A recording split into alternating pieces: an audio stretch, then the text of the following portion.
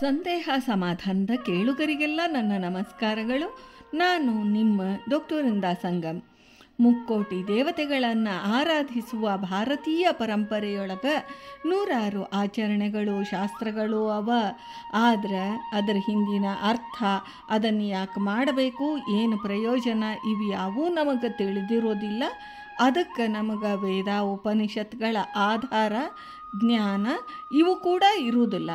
ಅಂತಹ ಸಂದೇಹಗಳಿಗೆ ಸಮಾಧಾನದ ಉತ್ತರಗಳನ್ನು ನೀಡುವುದೇ ಇಲ್ಲಿನ ಪ್ರಯತ್ನ.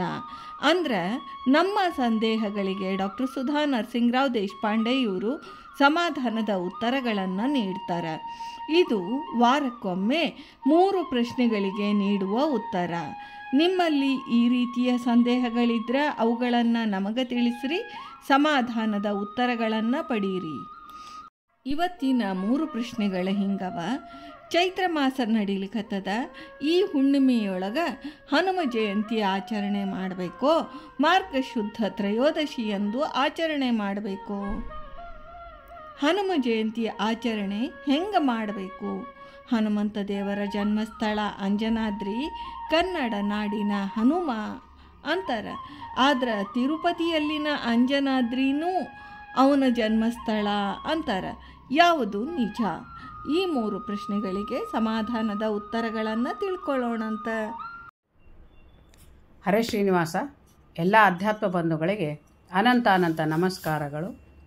ಶ್ರೀ ಗುರುಭ್ಯೋ ನಮಃ, ಪರಮ ಗುರುಭ್ಯೋ ನಮಃ, ಶ್ರೀಮದ್ ಆನಂದ ತೀರ್ಥ ಭಗವತ್ಪಾದಾಚಾರ್ಯ ಗುರುಭ್ಯೋ ನಮಃ. ಕಲ್ಯಾಣಾತ್ಮತಗಾತ್ರಾಯ ಕಾಮಿತಾರ್ಥಪ್ರದಾಯಿನೇ ಶ್ರೀಮದ್ ವೆಂಕಟಗಿರಿನಾಥಾಯ ಶ್ರೀನಿವಾಸಾಯ ಮಂಗಳಂ.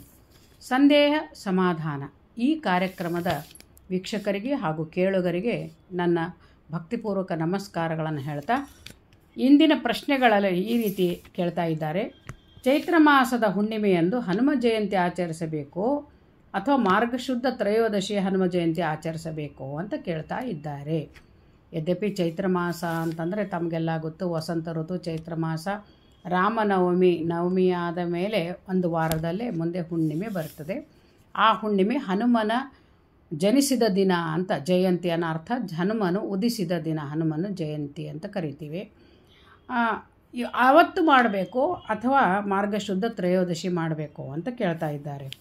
ಆದರೆ ಇಲ್ಲಿ ನಾವು ಇದು ಸ್ವಲ್ಪ ಈ ವ್ಯತ್ಯಾಸಗಳನ್ನು ತಿಳ್ಕೊಬೇಕು. ಎಷ್ಟೋ ಜನ ಹನುಮದ್ ವ್ರತ ಮಾರ್ಗಶುದ್ಧ ತ್ರಯೋದಶಿ ದಿನ ಆಚರಣೆ ಮಾಡೋದು ಹನುಮದ್ ವ್ರತ. ಅದು ಒಂದು ಹನುಮಂತನನ್ನು ಕುರಿತಾಗಿ ಮಾಡುವಂತಹ ವ್ರತ, ವಿಧಿವಿಧಾನಗಳಿಂದ ಮಾಡುವಂತಹ ಒಂದು ಷೋಡಶೋಪಚಾರ ಪೂಜೆ ಆಗಿರಬಹುದು, ಮೊದಲಾದವೆಲ್ಲ ಏನಂತಂದರೆ ಹನುಮದ್ ವ್ರತದಲ್ಲಿ ಮಾಡುವ ವ್ರತದ ಒಂದು ಕಥೆ. ಪ್ರತಿಯೊಂದು ಅದು ಮಹಾಭಾರತದ ವನಪರ್ವದಲ್ಲಿ ಬರುವಂತಹ ಒಂದು ವಿಶೇಷವಾದ ಕಥಾಭಾಗ. ಅದನ್ನು ವ್ರತವನ್ನಾಗಿ ದ್ರೌಪದಿ ದೇವಿ ಮಾಡಿದ್ಲು, ಅದನ್ನೆಲ್ಲ ನಮಗೆ ಗೊತ್ತು. ಯದ್ಯಪಿ ಇವಾಗ ಹನುಮ ಜಯಂತಿ ಚೈತ್ರ ಶುದ್ಧ ಹುಣ್ಣಿಮೆ ಅವತ್ತು ನಾವು ನೋಡೋದಾದರೆ ಹನುಮ ಉದಿಸಿದ ದಿನ ಅಥವಾ ಹನುಮನ ಜನ್ಮದಿನ. ಆದ್ದರಿಂದ ನಾವು ಹನುಮ ಜಯಂತಿ ಅಥವಾ ಇದನ್ನೇನಂತಂದರೆ ಚೈತ್ರ ಮಾಸದ ಹುಣ್ಣಿಮೆಯ ದಿನವೇ ಆಚರಣೆ ಮಾಡಬೇಕು. ಮಾರ್ಗಶುದ್ಧ ತ್ರಯೋದಶಿ ಮಾತ್ರ ಅದಕ್ಕೆ ಹನುಮದ್ ವ್ರತ ಅಂತ ಕರೀತಾರೆ ಹೊರತಾಗಿ ಅವತ್ತು ಹನುಮನ ಜಯಂತಿ ಅಥವಾ ಅವತ್ತು ಹನುಮನು ಜನಿಸಿದ ದಿನ ಅಲ್ಲ. ಮತ್ತು ರಾಮಚಂದ್ರ ದೇವರು ಹುಟ್ಟಿದ 9 ದಿನಕ್ಕೆ ಇವರ ಹನುಮಂತ ದೇವರ ಆತನ ಭಕ್ತನಾದ ದಾಸನಾದ ನಾವು ಏನಂತಂದರೆ ಹನುಮಂತ ದೇವರ ಒಂದು ಹುಟ್ಟುಹಬ್ಬವನ್ನು ಆಚರಣೆ ಮಾಡ್ತೀವಿ. ಇದು ಬಹಳ ಮುಖ್ಯವಾದ ವಿಷಯ, ತಿಳ್ಕೊಳ್ಳೇಬೇಕು. ಇನ್ನು ಹನುಮ ಜಯಂತಿ ಆಚರಣೆ ಹೇಗೆ ಮಾಡಬೇಕು ಅಂತ ಕೇಳ್ತಾರೆ. ಹೇಗೆ ಮಾಡಬೇಕು ಅಂತಂದರೆ ನಮ್ಮ ಒಂದು ಆಚರಣೆಗಳು ಸದಾಚಾರ ಸಂಪ್ರದಾಯಗಳು ಬಹಳ ವಿಶೇಷವಾದ ಒಂದು ಅರ್ಥವನ್ನು ಕೊಡ್ತವೆ, ಗರ್ಭಿತವಾಗಿವೆ. ಆಮೇಲೆ ಮಾಡುವ ಪ್ರತಿಯೊಂದಕ್ಕೂ ಒಂದು ವೈಜ್ಞಾನಿಕ ಹಿನ್ನೆಲೆ, ಧಾರ್ಮಿಕ ಹಿನ್ನೆಲೆ, ಪ್ರತಿಯೊಂದು, ಆಮೇಲೆ ಜನಪರವಾದ ಒಂದು ಕಾಳಜಿ, ಈ ರೀತಿ ಆಮೇಲೆ ಪ್ರಕೃತಿಗೆ ಅನುಗುಣವಾಗಿ ಇರುವಂಥ ವಿಷಯಗಳೇ ಇಲ್ಲಿ ಇದೆ. ಅದನ್ನು ನಾವು ಗೊತ್ತಾಗದೆ ನಾವೇನು ಮಾಡಿಬಿಡ್ತೀವಿ, ಈ ಸದಾಚಾರ ಸಂಪ್ರದಾಯಗಳನ್ನೆಲ್ಲ ಬದಿಗೆ ತಳ್ಳಿ ಹಾಕಿ ನಾವು ನಮ್ಮದೇ ಆದ ಒಂದು ಶೈಲಿಯಲ್ಲಿ ಜೀವನ ಮಾಡ್ತಾ ಇದ್ದೇವೆ. ಅದು ಬಹಳ ತಪ್ಪು ಅನ್ನೋ ದೃಷ್ಟಿಯಿಂದನೂ ಹೇಳ್ತಾ ಇದ್ದೇನೆ. ಅದರಿಂದನೇ ನಾವೀಗ ಈ ಸಂಪ್ರದಾಯಗಳಿಂದ ವಂಚಿತರಾಗಿಯೋ ಏನೋ ಯಾವುದೂ ದಿಕ್ಕು ಕಾರಣದ ಒಂದು ನಾವೇ ಅಂತೆ ನಮ್ಮ ಜೀವನ ಆಗಿದೆ. ಅದನ್ನು ನಾವಿಲ್ಲಿ ಚಿಂತನೆ ಮಾಡಬೇಕು. ಈಗ ಹನುಮ ಜಯಂತಿ ಆಚರಣೆ ಯಾವ ರೀತಿ ಮಾಡಬೇಕು ಅಂದರೆ ಹೇಳ್ತಾರೆ ಏನು ಅಂತಂದರೆ, ಅವತ್ತಿನ ದಿನ ಬೆಳಗ್ಗೆ ಸೂರ್ಯೋದಯಕ್ಕೆ ರಂಗವಲ್ಲಿ ಎಲ್ಲ ಹಾಕಿ ಸೂರ್ಯೋದಯಕ್ಕೆ ಒಂದು ಹನುಮಂತನ ವಿಗ್ರಹವಾಗಲಿ ಅಥವಾ ಹನುಮಂತನ ಒಂದು ಪ್ರತೀಕವಾದ ಒಂದು ಮೂರ್ತಿಯನ್ನಾಗಲಿ ತಗೊಂಡು ಅದನ್ನೇನಂತಂದರೆ ನಾವು ತೊಟ್ಟಿಲಲ್ಲಿ ಹಾಕ್ತಾರೆ. ಬೆಳಗ್ಗೆ ಸೂರ್ಯೋದಯದ ಸಮಯದಲ್ಲಿ ಇನ್ನೂ ಸೂರ್ಯ ಕೆಂಪು ಉಷಕ್ಕಾಲ ಅಂತ ಹೇಳ್ತಾರೆ, ಇನ್ನು ಸೂರ್ಯ ಕೆಂಪಾಗಿ ಇದ್ದಾಗೇ ನಾವು ಅದನ್ನು ಮಾಡಬೇಕಂತ. ಯಾಕೆ ಅಂತಂದರೆ ನಿಮಗೆಲ್ಲ ಗೊತ್ತು, ಏನು ಮಾಡ್ತಾನೆ ಹನುಮಂತ ಅಂತಂದರೆ ನಾವು ಆತನ ಇದರಲ್ಲೇ ನೋಡ್ತೀವಿ, ಹುಟ್ಟಿದ ತಕ್ಷಣವೇ ಹಣ್ಣು ಅಂತ ಮಾವಿನ ಹಣ್ಣಿನ ಥರ ಕಂಡುಬಿಟ್ಟನಂತೆ ಸೂರ್ಯ, ಅದನ್ನು ಹಿಡಿಲಿಕ್ಕೆ ಜಿಗಿದ ಆಕಾಶಕ್ಕೆ ಜಿಗಿದ ಅಂತ ಹೇಳ್ತಾರೆ. ಅದಕ್ಕೆ ಏನಂತಂದರೆ ಸೂರ್ಯೋದಯ ಕಾಲದಲ್ಲಿ ಹನುಮಂತ ದೇವರನ್ನು ತೊಟ್ಟಿಲಲ್ಲಿ ಹಾಕಿ ತೂಗಿ ಲಾಲಿ ಹಾಡಬೇಕು.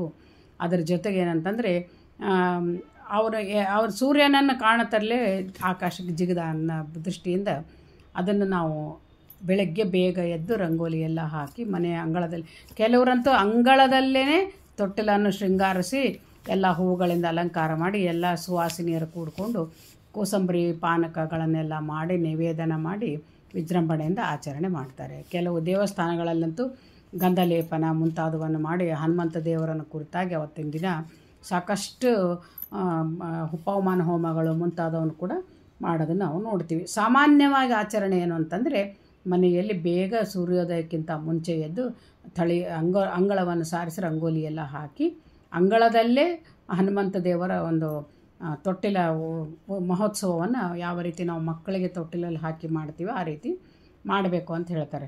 ಅದನ್ನು ನಾವು ಮುಖ್ಯವಾಗಿ ಆ ಸಮಯದಲ್ಲೇ ಮಾಡೋದು ವಿಹಿತ.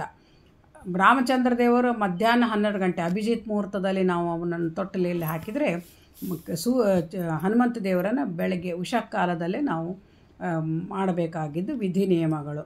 ಮತ್ತು ಅದರ ಜೊತೆಗೆ ಏನಂತಂದರೆ ಪಾನಕ ಕೋಸಂಬರಿಗಳನ್ನು ಎಲ್ಲರಿಗೂ ಚೈತ್ರ ಮಾಸ ಆದ್ದರಿಂದ ಹುಣ್ಣಿಮೆ ವಿಶೇಷವಾಗಿರಿಂದ ಇದು ಚಿತ್ತ ಪೂರ್ಣಿಮೆ ಅಂತ ಕೂಡ ಕೊಡ್ತಾರೆ.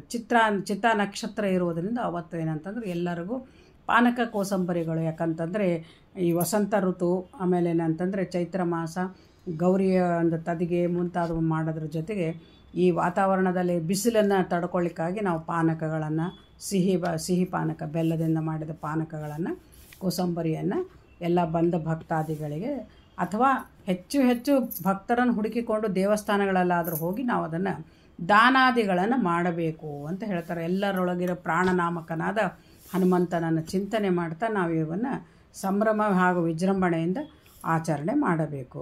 ಮತ್ತು ಇಲ್ಲಿ ಇನ್ನೂ ಒಂದು ವಿಶೇಷವಾದ ಒಂದು ಪ್ರಶ್ನೆ ಕೇಳ್ತಾ ಇದ್ದಾರೆ. 3ನೇ ಪ್ರಶ್ನೆ ಏನಂತಂದರೆ, ಹನುಮಂತ ದೇವರ ಜನ್ಮಸ್ಥಳ ಅಂಜನಾದ್ರಿ, ಕನ್ನಡ ನಾಡಿನ ಹನುಮ ಅಂತ ಕರೀತಾರೆ. ಆದರೆ ತಿರುಪತಿಯಲ್ಲಿ ಅಂಜನಾದ್ರಿ ಅಂತಾರೆ, ಯಾವುದು ನಿಜ? ನೋಡಿ, ಇತ್ತೀಚಿನ ದಿನಗಳಲ್ಲಿ ನಾವು ನೋಡ್ತಾ ಇದ್ದೀವಿ, ಇದು ಗಲಭೆಗಳು ಹೆಚ್ಚಾಗಿ ಕಂಡು ಬರ್ತಾ ಇದೆ. ಏನು ಅಂತಂದರೆ ನಾವು ನೋಡ್ತೀವಿ ಅಂಜನಾದ್ರಿ ಕಿಷ್ಕಿಂಧ, ಈ ಕೊಪ್ಪಳದ ಹತ್ತಿರ ಇರುವ ಒಂದು ಬೆಟ್ಟ ಏನಿದೆ ಅದೇನಂತಂದ್ರೆ ಅಂಜನಾದ್ರಿ ಬೆಟ್ಟ. ಅಲ್ಲಿ ಹನುಮಂತ ದೇವರು ಉದಿಸಿದ ಸ್ಥಳ, ಅವನ ಜನ್ಮಸ್ಥಳ ಅಂತ ಕನ್ನಡಿಗರ ಮಾತು.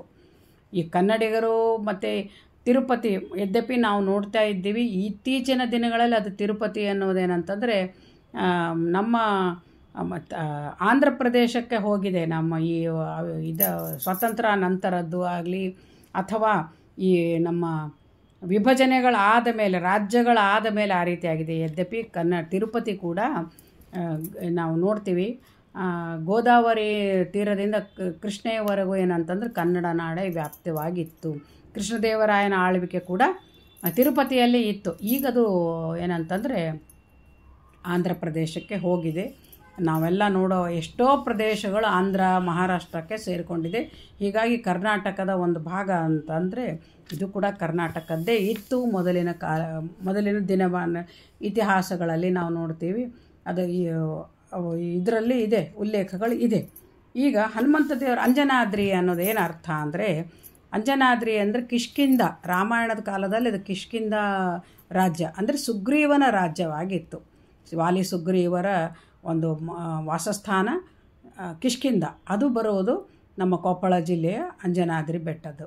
ಅಲ್ಲಿ ಇರುವಂತಹ ವಾಸಸ್ಥಳ ಕೇಸರಿ ಅನ್ನುವ ವಾನರ ಅಂಜನಾ ಅನ್ನುವ ಪತ್ನಿಯಿಂದ ಹನುಮಂತ ದೇವರು ಜನಿಸಿದರು ಅಂತ ನಾವು ನೋಡ್ತೀವಿ. ಅದು ನಿಜವಾಗಿದ್ದ ವಿಷಯ. ಮತ್ತು ಇನ್ನು ಅಂಜನಾದ್ರಿ ಅಂತ ತಿರುಪತಿಯಲ್ಲಿ ಯಾಕೆ ಕರೀತಾರೆ ಅಂತಂದರೆ, ಮಾತಂಗ ಋಷಿಗಳ ಒಂದು ಅನುಗ್ರಹಕ್ಕಾಗಿ, ಮಾತಂಗ ಋಷಿಗಳ ಒಂದು ಆಜ್ಞೆಯಂತೆ ಏನಂತಂದರೆ ಅಂಜನಾದೇವಿ ಅಲ್ಲಿ ಆ ಬೆಟ್ಟದಲ್ಲಿ ಅಂಜನಾದ್ರಿ ಅನ್ನುವ ಬೆಟ್ಟ, ಮೊದಲು ಅದಕ್ಕೆ ಅಂಜನಾದ್ರಿ ಅಂತ ಇರಲಿಲ್ಲ. ಆಂಜನೇಯ ಜನಿಸಿದ ಮೇಲೆ ಅಂಜನಾದ್ರಿ ಅಥವಾ ಅಂಜನಾದೇವಿ ತಪಸ್ಸು ಮಾಡಿದ್ರಿಂದ ಅದಕ್ಕೆ ಅಂಜನಾದ್ರಿ ಅಂತ ಬಂತು ಅಂತ ನಾವು ಭವಿಷ್ಯೋತ್ತರ ಪುರಾಣದಲ್ಲೇ ನೋಡ್ತೀವಿ. ಇದು ಪುರಾಣೋಕ್ತ ಮಾತು. ಅದು ಕೂಡ ಇದು ರಾಮಾಯಣದಲ್ಲಿ ಬರುವ ಮಾತು, ಇದು ಕೂಡ ಭವಿಷ್ಯೋತ್ತರ ಪುರಾಣದಲ್ಲಿ ಬರುವ ಮಾತು. ಪ್ರತಿಯೊಂದು ಎಲ್ಲ ಪುರಾಣೋಕ್ತನೇ ಇದೆ ಹೊರತಾಗಿ ದೇಶ ಕಾಲಗಳಲ್ಲಿ ನಾವು ಚಿಂತನೆ ಮಾಡಿದರೆ ಅದು ಕೂಡ ಅಂಜನಾದ್ರಿಯಲ್ಲಿ 12 ವರ್ಷ ಭಗವಂತನನ್ನು ಆರಾಧನೆ ಮಾಡಿ ಮಾತಂಗ ಋಷಿಗಳ ಒಂದು ಆಜ್ಞೆಯಂತೆ ಅವಳೇನಂತಂದರೆ ಸ್ನಾನ ಜಪ ತಪಾದಿಗಳನ್ನು ಮಾಡ್ತಾ 12 ವರ್ಷದಿಂದ ಆರಾಧನೆ ಮಾಡಿದ ಮೇಲೆ ವಾಯುದೇವರ ಅನುಗ್ರಹವಾಗಿ ಅವಳಿಗೆ ಹನುಮಂತ ದೇವರು ಹುಟ್ಟಿದ ಅಥವಾ ಜನಿಸಿದ ಅಂತ ನಾವು ನೋಡ್ತೀವಿ. ಇಲ್ಲಿ ನಾವು ನೋಡೋದಾದರೆ ನಾವು ನೋಡಿ ಇದು ಯಾವುದು ಸರಿ ಅನ್ನೋದು ಕ್ಲಿಷ್ಟವಾದ ವಿಷಯಕ್ಕೆ ಒಂದು ನನಗೆ ಇಲ್ಲಿ ತಮ್ಮ ಹತ್ರ ಒಂದು ನಿವೇದನೆ ಮಾಡ್ತೀನಿ. ಇವಾಗ ನಾವು ಎಲ್ಲೋ ಜನಿಸಿರ್ತೀವಿ, ಹೌದಾ? ಮತ್ತು ಅಲ್ಲಿ ಜನನ ಆಯಿತು, ಅಲ್ಲಿ ತಪಸ್ಸಾಯಿತು, ಅಲ್ಲಿ ಜನನ ಆದಮೇಲೆ ಆ ಮಗುವಿನ ತೊಗೊಂಡು ಬಂದು ಅವರು ಕಿಷ್ಕಿಂಧೆಯಲ್ಲಿ ಯಾಕೆ ಇರಬಾರ್ದು? ತಮ್ಮ ರಾಜ್ಯ, ತಮ್ಮ ಊರು ವಾಪಸ್ ಮರಳಿ ಬಂದಿರಬಹುದು. ಅದನ್ನು ಯಾಕೆ ನಾವು ಅರ್ಥ ಮಾಡ್ಕೊಳ್ಬಾರ್ದು? ಅದು ಒಂದು ಮಾತು. ಇನ್ನೊಂದು, ಯಾವ ವ್ಯಕ್ತಿ ಕೂಡ ಎಲ್ಲಿ ಜನಿಸಿರ್ತಾನೋ, ಎಲ್ಲಿ ತನ್ನ ವಾಸಸ್ಥಾನ ಜನ್ಮಸ್ಥಾನ ಆಗಿರ್ತದೋ ಅಲ್ಲಿ ಮುಂದೆ ವಾಸಸ್ಥಾನ ಇರೋದು ಬಹಳ ಕಡಿಮೆ. ಅದು ಕೊನೆಗಾಲಂತೂ ಅಲ್ಲಿ ಮಾಡಲೇಬಾರ್ದು ಅಂತ ಶಾಸ್ತ್ರ ಇದೆ. ಇವಾಗ ನಾವು ಅನೇಕ ಇವರ ಜೀವನ, ದಾಸರಾಯರುಗಳ ಜೀವನದಲ್ಲಿ ನೋಡ್ತೀವಿ. ಪುರಂದರದಾಸರು ಪುರಂದರಗಢದಲ್ಲಿ ಹುಟ್ಟಿದರು ಅಂತ ಹೇಳ್ತಾರೆ. ಮತ್ತು ಇತ್ತೀಚೆಗೆ ಶಿವಮೊಗ್ಗದ ಅರಗದಲ್ಲಿ ಜನಿಸಿದರು ಅಂತ ಹೇಳ್ತಾರೆ. ಇವನ್ನೆಲ್ಲ ನೋಡೋದಾದರೆ ಅವರು ಬಂದು ಎಲ್ಲಿ ಹಂಪಿಯಲ್ಲಿ ನೆಲೆಸಿದರು, ಹೌದಾ? ಆ ರೀತಿ ಅವರ ಜನ್ಮಸ್ಥಾನ ಒಂದು, ವಾಸಸ್ಥಾನ ಒಂದು ಆಗಿರಬಹುದು. ಅದಕ್ಕೆ ಯಾವ ಒಂದು ಭಿನ್ನಾಭಿಪ್ರಾಯಗಳು ಬರಬಾರ್ದು. ಮತ್ತು ಅದರ ಜೊತೆಗೆ ಇನ್ನೊಂದು ವಿಷಯನ ಇಲ್ಲಿ ಏನಂತಂದರೆ ಪ್ರಮಾಣೋಕ್ತವಾದ ಒಂದು ವಿಷಯ ಹೇಳ್ತೇನೆ. ಆಚಾರ್ಯ ಮಧ್ವರ ಒಂದು ಮಾತುಗಳು ನಮಗಿಲ್ಲಿ ಗಮನಕ್ಕೆ ತಂದ್ಕೋಬೇಕು. ಅವರು ಹೇಳ್ತಾರೆ, ಇವಾಗ ನಾವು ಅದು ಒಂದು ಉದಾಹರಣೆ ಏನು ಅಂತಂದರೆ, ಈಗ ನಾವು ಮುಳುಬಾಗಿಲು ಹತ್ತಿರ ಇರುವ ಅವನಿ ಅನ್ನೋದೇನಂತಂದರೆ ವಾಲ್ಮೀಕಿ ಋಷಿಗಳ ಆಶ್ರಮ. ಅಲ್ಲಿ ಸೀತಾದೇವಿ ಏನಂತಂದರೆ ಲವಕುಶರನ್ನು ಇಟ್ಕೊಂಡದ್ದು ಆಶ್ರಮ, ವಾಲ್ಮೀಕಿ ಋಷಿಗಳದ್ದು ಮೂರ್ತಿ ಎಲ್ಲ ನೋಡ್ತೇವೆ ನಾವು ಮುಳುಬಾಗಿಲು ಹತ್ತಿರ. ಮತ್ತು ಇನ್ನೊಂದು ಕಡೆ ಸೀತಾದೇವಿ ಗುಡ್ಡ, ಇವಾಗ ನಾವು ಇದು ಸೀತಿಮನಿ ಅಂತ ಏನು ಕರಿತೀವಿ, ನಾರಾಯಣಪುರ ಹತ್ತಿರ ಇರುವ ಡ್ಯಾಮಿನ ಹತ್ತಿರ ಅಥವಾ ಅದರ ಅಣೆಕಟ್ಟಿನ ಹತ್ತಿರ ನೋಡಿದಾಗ ಅದು ಸೀತಾದೇವಿ ಸ್ಥಳ, ಲವಕುಶರ ಜನನ ಆದ ಸ್ಥಳ ಅಂತ. ಅಲ್ಲಿ ಕೂಡ ಗುಹೆಗಳು, ಅದು ಅಲ್ಲಿ ಕೂಡ ಸೀತಾದೇವಿ ದೇವಸ್ಥಾನ, ಇದನ್ನೆಲ್ಲ ನೋಡ್ತೀವಿ. ಹಾಗಾದರೆ ಇದು ಯಾವುದು ಸರಿ? ಈ ರೀತಿ ಅನೇಕ ವಿಚಾರಗಳು. ಮತ್ತು ಉತ್ತರ ಪ್ರದೇಶದಲ್ಲೇ ನೋಡ್ತೀವಿ, ಅಲ್ಲಿ ಕೂಡ ಅಲ್ಲಿ ಸೀತಾದೇವಿ ಮಕ್ಕಳನ್ನು ಲವಕುಶರನ್ನು ತೊಗೊಂಡಿದ್ದದ್ದು ಅಂತ ಹೇಳ್ತೀವಿ. ಯಾವುದು ಸರಿ ಯಾವುದು ತಪ್ಪು ಅಂತಂದರೆ ಆಚಾರ್ಯ ಮಧ್ವರ ಒಂದು ಈ ಮಾತು ನಮಗೆ ಅದು ಸರಿ ಇದು ಸರಿ ಅಂತ ಹೇಳ್ತಾರೆ. ಹಾಗಂದ್ರೆ ಏನರ್ಥ ಅಂತಂದರೆ ಕಲ್ಪಗಳಲ್ಲಿ ಭೇದ ಉಂಟು. ಈ ಕಲ್ಪದಲ್ಲಿ ಅಂತಂದರೆ ಒಂದು ಕಲ್ಪದಲ್ಲಿ ಅವನಿಯಲ್ಲಿ ಜನನವಾಗಿರ್ಬೋದು, ಇನ್ನೊಂದು ಕಲ್ಪದಲ್ಲಿ ಸೀತಿ ಮನೆಯಲ್ಲಿ ಜನನ ಆಗಿರ್ಬೋದು ಲವಕುಶರದು. ಆ ರೀತಿ ನಾವು ನೋಡೋದಾದರೆ ಒಂದು ಕಲ್ಪದಲ್ಲಿ ತಿರುಪತಿಯಲ್ಲಿ ಜನನ ಆಗಿರ್ಬೋದು ವಾಯುದೇವರು. ಯಾಕಂದರೆ ಬಾರಿಗೆ ಈ ದೇವತೆಗಳು ಮತ್ತೆ ಮತ್ತೆ ಹುಟ್ಟೋರು. ಮತ್ತು ಅದನ್ನು ನಾವು ಚಿಂತನೆ ಮಾಡಲಿಕ್ಕೆ ಹೋದರೆ ಭಾಳ ದೊಡ್ಡ ವಿಶಾಲವಾದ ವಿಚಾರಗಳು ಉಂಟು ಇದರಲ್ಲಿ. ಸಮಯದ ಅಭಾವದಿಂದ ಅಷ್ಟು ದೀರ್ಘಕ್ಕೆ ಹೋಗೋದು ಬೇಡ. ಕಿಷ್ಕಿಂಧೆಯಲ್ಲಿ ಇನ್ನೊಂದು ಸಮಯದಲ್ಲಿ ಕಲ್ಪಭೇದಯೋ ಅಂತ ಹೇಳ್ತಾರೆ ಅವರು. ಅಂದರೆ ಕಲ್ಪಕ್ಕೆ ಭೇದದಿಂದ ದೇಶಕಾಲಗಳು ವ್ಯತ್ಯಾಸ ಆಗ್ತದೆ ಹೊರತಾಗಿ ಅದು ಸರಿ ಇದು ಸರಿ ಅನ್ನೋ ಒಂದು ಸಮರ್ಥವಾದ ಒಂದು ನಮಗೆಲ್ಲರಿಗೂ ತಾತ್ವಿಕವಾದ ಒಂದು ವೈಚಾರಿಕ ಹಿನ್ನೆಲೆಯಲ್ಲಿ ಚಿಂತನೆ ಮಾಡಬಹುದಾದಂಥ ಅರ್ಥವನ್ನು ವಿಚಾರವನ್ನು ಆಚಾರ್ಯ ಮಧ್ವರು ನಮಗೆ ಹೇಳಿಕೊಡ್ತಾರೆ ತಮ್ಮ ಒಂದು ಶಾಸ್ತ್ರದಲ್ಲಿ. ಈ ಸಂಶಯಗಳ ನಿವಾರಣೆ ನಾವು ಆಚಾರ್ಯ ಮಧ್ವರ ಒಂದು ಮಾತಿನಿಂದ ಮಾತ್ರ ನಾವು ಅರ್ಥ ತಿಳ್ಕೊಬಹುದು. ಅವರು ಅದನ್ನೇ ಹೇಳೋದು.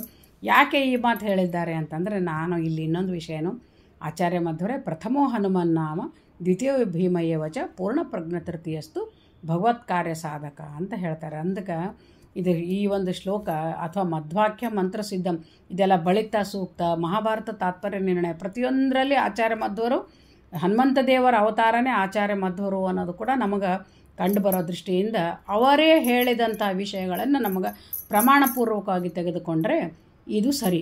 ಅದರ ಜೊತೆಗೆ ಅಂಜನಾದ್ರಿಯಲ್ಲಿ ಅವರು ತಪಸ್ಸು ಮಾಡಿರಬಹುದು. ತಿರುಪತಿಯಲ್ಲಿ ತಪಸ್ಸು ಮಾಡಿ, ತಿರುಮಲ ಬೆಟ್ಟದಲ್ಲಿ ತಪಸ್ಸು ಮಾಡಿ ಮಗುವನ್ನು ಪಡೆದು ಬಂದು ವಾಸಸ್ಥಾನ ಕಿಷ್ಕಿಂಧೆ ಆಗಿರ್ಬೋದು. ಯಾಕಂದರೆ ರಾಜನಾಶ್ರಯ ಸುಗ್ರೀವ ಅವರ ವಾನರ ಸೇನೆ ರಾಜ್ಯನೇ ಕಿಷ್ಕಿಂಧ ಇದ್ದದರಿಂದ ಅಲ್ಲಿ ಬಂದು ಅಂಜನಾದ್ರಿಯಲ್ಲಿ ನೆಲೆಸಿರಬಹುದು ಅಂತ ನನ್ನ ಅನಿಸಿಕೆ. ಅದರ ಜೊತೆಗೆ ಪ್ರಮಾಣಗಳನ್ನು ನನ್ನ ಪ್ರಯತ್ನಪೂರ್ವಕವಾಗಿ ನಾನು ಪ್ರಮಾಣಗಳನ್ನು ಕೂಡ ಒದಗಿಸಿ ತಮ್ಮ ಮುಂದೆ ಇಟ್ಟಿದ್ದೇನೆ. ನಮಗೆ ಇದು ಸರಿ ಅನ್ನಿಸ್ತು ಈ ಉತ್ತರ ಅಂತಂದರೆ ಎಲ್ಲರೂ ನೀವು ಲೈಕ್ ಮಾಡಿ, ಸಬ್ಸ್ಕ್ರೈಬ್ ಮಾಡಿ ಹಾಗೂ ಶೇರ್ ಮಾಡಿರಿ ಅಂತ ಹೇಳ್ತಾ, ಇಂತಹ ಅನೇಕ ವಿಚಾರಗಳು ನಮ್ಮಲ್ಲಿ ಗೊಂದಲಕ್ಕೆ ಈಡು ಮಾಡ್ತಾ ಇರ್ತೇವೆ. ಅವುಗಳಿಗೆಲ್ಲ ಸಮರ್ಪಕವಾದ ಉತ್ತರಗಳನ್ನು ಹುಡುಕಲಿಕ್ಕೆ ಪ್ರಯತ್ನ ಮಾಡೋಣ ಅಂತ ಹೇಳ್ತಾ ಈ ನನ್ನ 4 ನುಡಿ ನಮನಗಳನ್ನು ಭಾರತೀಯ ಶಮಕ್ಕೆ ಪ್ರಾಣ ಅಂತರ್ಗತ ಶ್ರೀಕೃಷ್ಣ ಅರ್ಪಣ ಮಸ್ತು.